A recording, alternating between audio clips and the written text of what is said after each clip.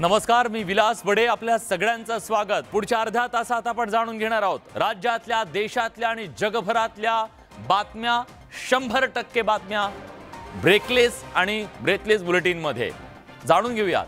चिंचवड आणि कसब्याच्या पोटनिवडणुकीमध्ये भाजप आणि मवियाच्या नेत्यांमध्ये तुफान शाब्दिक चिखलफेक झाली. विरोधी पक्ष नेते अजित पवारांनी केंद्रीय मंत्री नारायण राणेंवर जोरदार टीका केली. अजित पवारांच्या या टीकेला नारायण राणेंनी सुद्धा जोरदार प्रत्युत्तर दिलंय.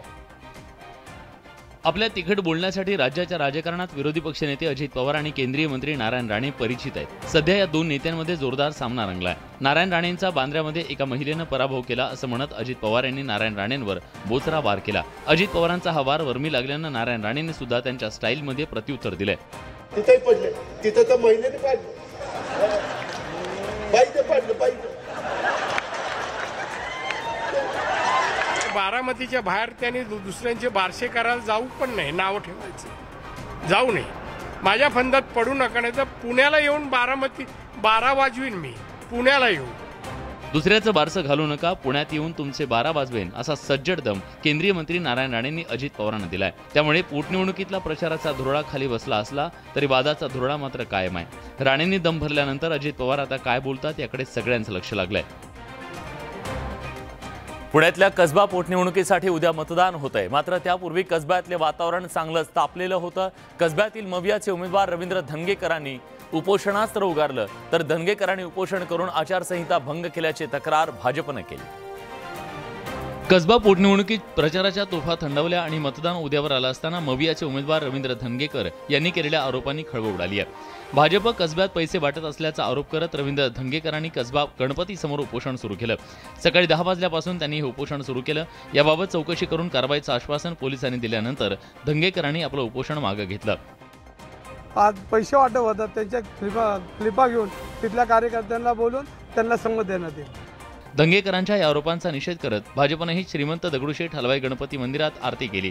पराभव समोर दिसत असल्यानं धंगेकरांची स्टंटबाजी सुरू असल्याचा आरोप भाजपने केलाय. पॉलिटिकल स्टंट आहे, अशा प्रकारचा स्टंट करून एक नवीन प्रकारे प्रचार करण्याचा त्यांचा प्रयत्न आहे. कसब्याची ही पोटनिवडणूक असली तरी या मतदारसंघाच्या निकालाकडे संपूर्ण राजकीय वर्तुळाचं लक्ष लागलंय. यात आता आरोप प्रत्यारोपांच्या फैरीनं निवडणूक गाजते एवढं नक्की. मराठा चेहऱ्याला मुख्यमंत्री करण्यासाठी आम्ही गद्दारी केल्याचं मंत्री गुलाबराव पाटील यांनी म्हटलंय. त्यामुळे बंडखोरीचा एक नवा अँगल समोर आलाय. दरम्यान आदित्य ठाकरेंनी गुलाबराव पाटलांवर जोरदार हल्लाबोल केलाय. एकनाथ शिंदेंसारखा चेहरा शिवसेनेतून बाहेर जात होता म्हणून गद्दारी केल्याचं शिवसेनेचे नेते आणि मंत्री गुलाबराव पाटील यांनी म्हटलंय. एकनाथ शिंदेंसाठी मी त्याग केल्याचं सांगत गुलाबरावांनी बंडामागची भूमिका पहिल्यांदाच स्पष्ट केली. एक मराठा चेहरा आमच्या या शिवसेनेमधून बाहेर जात होता, त्याला मुख्यमंत्री करण्यामध्ये मी गद्दारी केली. दरम्यान बंडखोरांच्या या कबुलीवर आदित्य ठाकरेंनी जोरदार हल्लाबोल केलाय. धर्माधर्मामध्ये वाद निर्माण करायचे, जातीमध्ये वाद निर्माण करायचे, जिल्ह्यात वाद निर्माण करायचे आणि स्वतःची पोळी भाजून घ्यायची.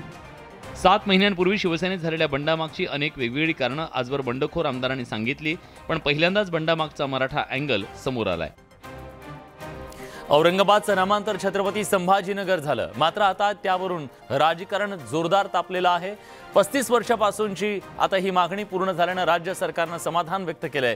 तर नामांतर केल्यामुळे सर्वसामान्य नागरिकांचे प्रश्न सुटणार आहेत का, असा सवाल खासदार इम्तियाज जलील यांनी उपस्थित केलाय.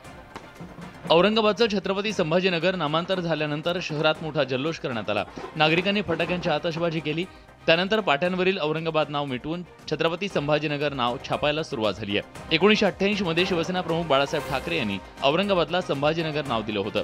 मात्र 35 वर्षापासून औरंगाबादचं नामांतर करण्याचा मुद्दा प्रलंबित होता.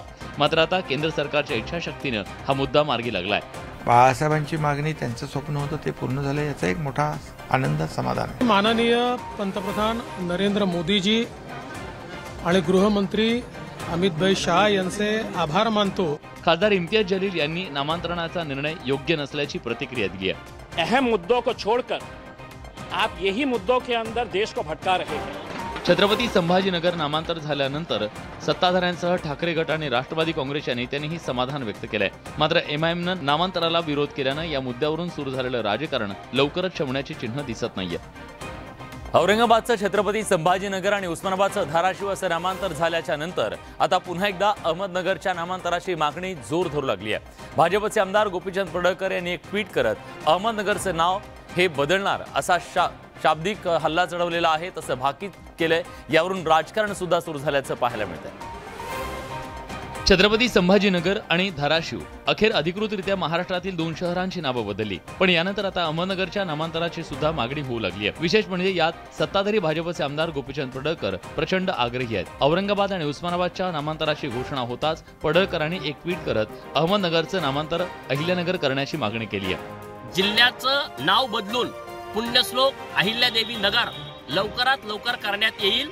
दरम्यान फक्त नामांतरणाचा विषय न घेता विकासासह अनेक महत्त्वाचे प्रश्न सोडवायला हवेत असा टोला रोहित पवारांनी पडळकरांना लगावलाय।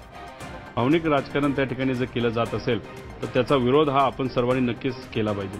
गोपीचंद पडळकरांनी पहिल्यांदाच अहमदनगरच्या नामांतरणाची मागणी केली होती असं नाही, त्यांच्या आधीही काही संघटनांकडून अहमदनगरच्या नामांतरणाची मागणी झाली होती। त्यामुळे आता औरंगाबाद आणि उस्मानाबादनंतर अहमदनगरच्या सुद्धा नामांतराला मुहूर्त मिळतो का हे पाहणं महत्त्वाचं ठरणार आहे। काँग्रेसच्या माजी अध्यक्षा सोनिया गांधी यांनी राजकारणातून निवृत्तीचे संकेत दिलेत।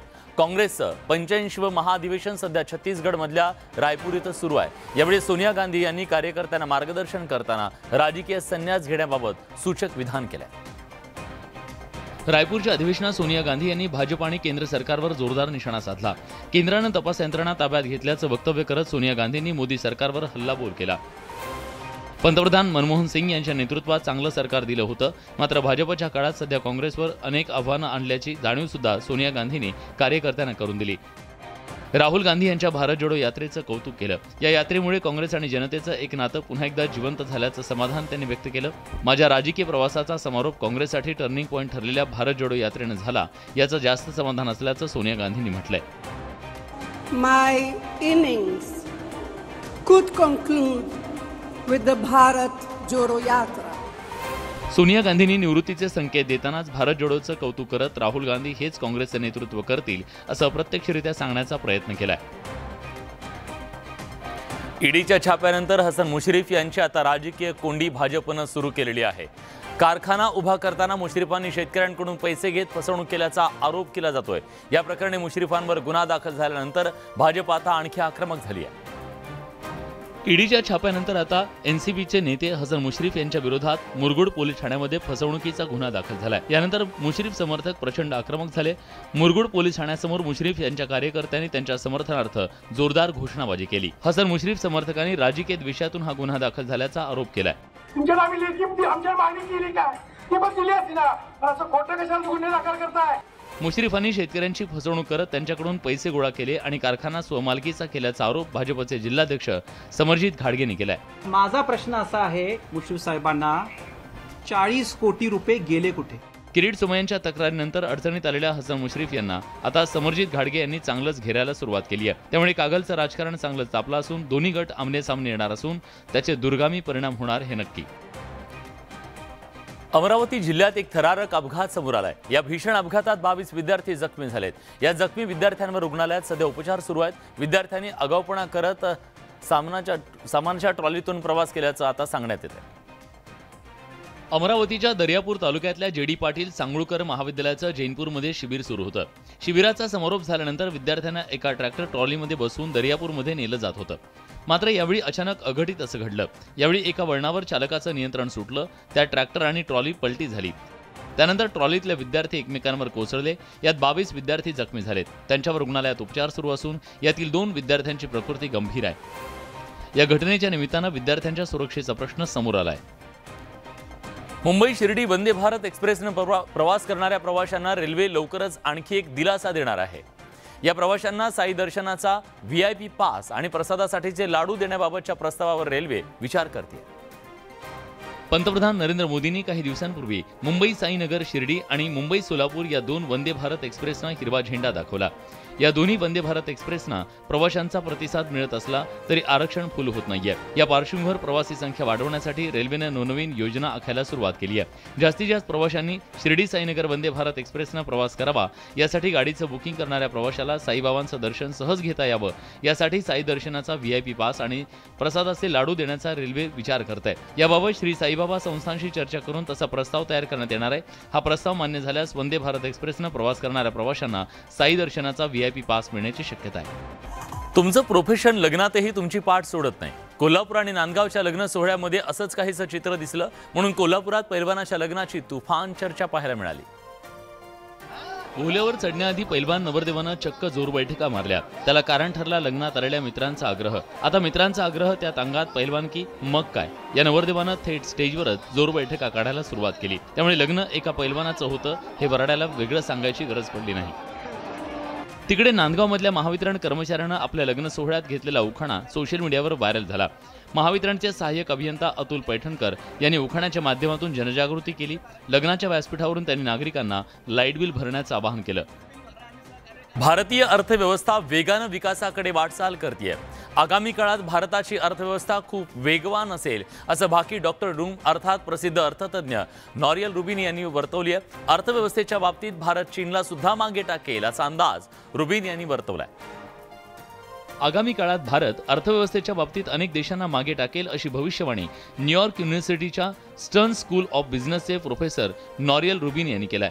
आगामी काळात भारत 7% किंवा त्याहून अधिक वेगानं विकास दर गाठेल असा विश्वास रुबिन यांनी वर्तवलाय. रुबिन यांनी यापूर्वी 2008 मध्ये जागतिक आर्थिक मंदीचा अचूक अंदाज वर्तवला होता. या मंदीनंतर जगभरातील शेअर बाजार कोसळले. यात मोठ्या प्रमाणात नोकऱ्यांचं नुकसान झालं. उच्च शिक्षण आणि कौशल्य असलेले तरुण भारताला एका मजबूत विकासाकडे नेऊ शकतात असं रुबिन यांनी म्हटलंय. जागतिक पातळीवर भारतीय रुपया कालांतरानं प्रमुख चलनांपैकी एक बनू शकेल असं भाकीतही त्यांनी वर्तवलंय. म्हणजेच येत्या काही काळात जगभरात भारतीय रुपया खडखडणार असा अंदाज रुबिन यांनी वर्तवलाय.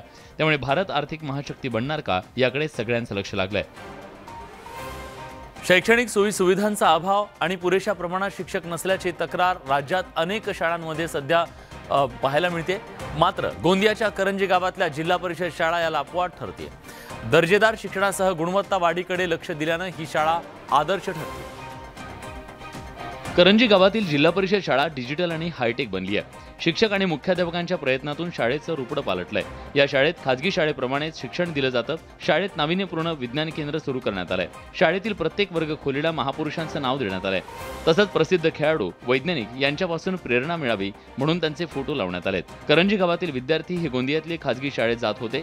मात्र जिल्हा परिषद शाळेत हायटेक झाल्यानं शिक्षणाचा दर्जा सुधारलाय. त्यामुळे खाजगी शाळेला बाय बाय केलाय. दररोज ऍक्टिव्हिटीज होतात, ड्रॉइंग कॉम्पिटिशन्स वगैरे होतात. शिक्षण खूप छान आहे. 2-3 वर्षामध्ये 28 विद्यार्थी कॉन्व्हेंट शाळेतून माझ्या शाळेमध्ये परत आले. विद्यार्थ्यांच्या सुरक्षेसाठी या शाळेत सीसीटीव्ही कॅमेरे सुद्धा बसवण्यात आलेत. त्यामुळे या आदर्श शाळेचं सर्वत्र कौतुक होत आहे. मुंबईत मलबार हिल ते वरळी सीफेस पर्यंत या उच्चभ्रू भागामध्ये नवा समुद्र किनारा बसवला जाणार आहे. जॉगिंग ट्रॅक आणि पार्किंगसह अन्य सुविधा यात असणार आहेत.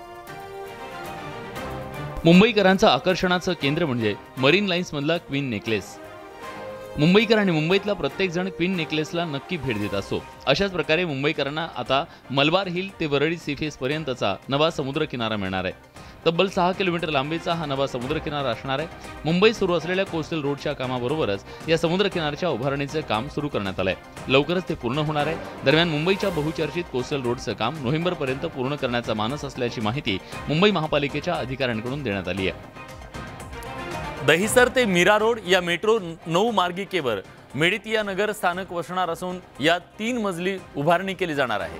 या स्थानकाचं काम 63% पूर्ण झालंय आणि ही मार्गिका 3 मेट्रो मार्गिकांना संलग्न असणार आहे.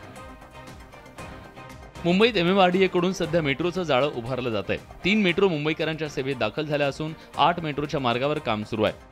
यातील दहिसर ते मीरा रोड या मेट्रो 9 मार्गिकेवर 3 मजली अर्थात ट्रिपल डेकर स्थानक उभारलं जात आहे. हे स्थानक दहिसर पासून जवळपास 6 किलोमीटर अंतरावर मीरा रोड स्थानकाच्या पूर्वेला आहे.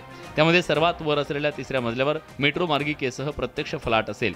2ऱ्या मजल्यावर स्थानकाचा भाग, तिकीट केंद्र, स्थानक प्रवेश, व्यावसायिकांची दुकानं, मोकळी जागा असेल. त्यानंतर पहिल्या मजल्यावर वाहनांसाठी उड्डाणपुलाची उभारणी सुरू आहे. त्यानंतर खाली प्रत्यक्ष जमिनीवर सामान्य रस्ता असेल.